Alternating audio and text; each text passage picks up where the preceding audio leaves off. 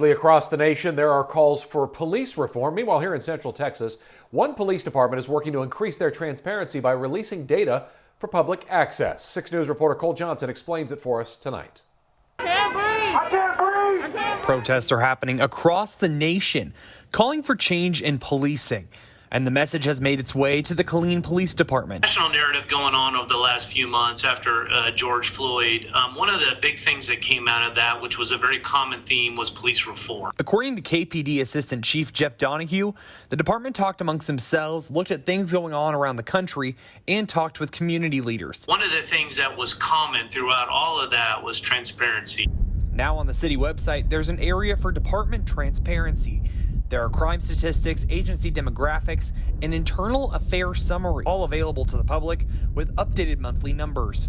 We wanted to be transparent so our community, our leadership, our politics, our laws are in play, and the community can see what their agency's doing as close to real time as we can provide it. Some department policies are also listed online. They include use of force and bias-based policing. We probably have over 100, but we put 5. These are the top 5. These are the ones always people are calling about.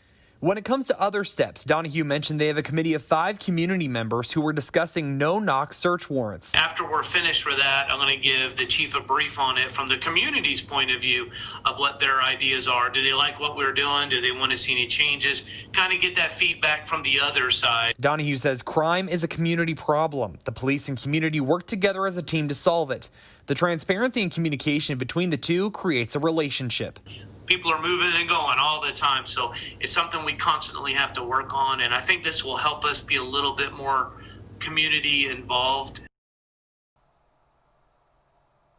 That was Cole Johnson reporting for us. Donahue says in his almost 28 years with KPD, they released more information today than they ever have before. You can take a look at the data released by Killeen Police on our website, kcentv.com.